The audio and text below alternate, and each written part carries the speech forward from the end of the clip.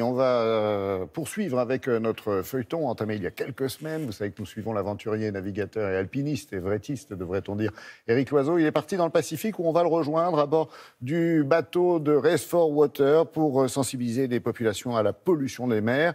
On a suivi ses premiers milles. Il profite, figurez-vous, de cette navigation entre Panama et Lima au Pérou pour nous expliquer les différents moyens de propulsion assez extraordinaires de ce bateau qui fonctionne sans énergie fossile.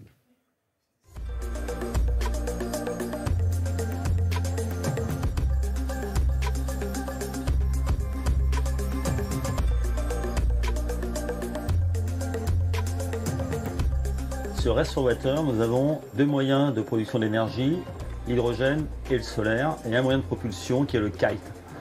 Martin, tu es l'ingénieur du bord. Comment gères-tu ce mix énergétique pour faire avancer au mieux le bateau?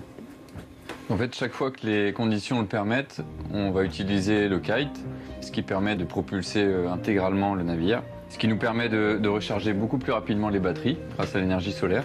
Là, on est en fin de journée, on n'a aucune production solaire, on a 0,2 kW et c'est typiquement une journée où l'hydrogène va être utile. Extrait de l'eau de mer est stocké dans des bouteilles. L'hydrogène est ensuite converti en électricité pour offrir au catamaran jusqu'à 6 jours d'autonomie à une vitesse de 5 nœuds.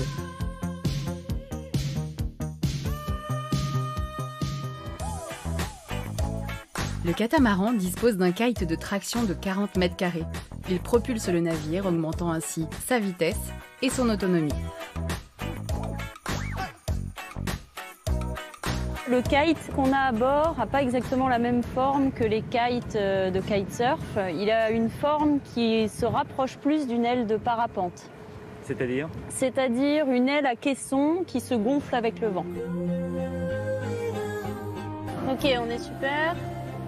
600 kg à gauche. C'est très intéressant d'être à la fois en kite et en solaire. Donc si on se dit que le solaire va se développer pour le transport maritime, là le kite c'est une vraie solution parce qu'en fait par rapport à des voiles qui vont faire de l'ombre sur les panneaux, le kite lui vole tellement haut qu'il ne gêne pas du tout les panneaux.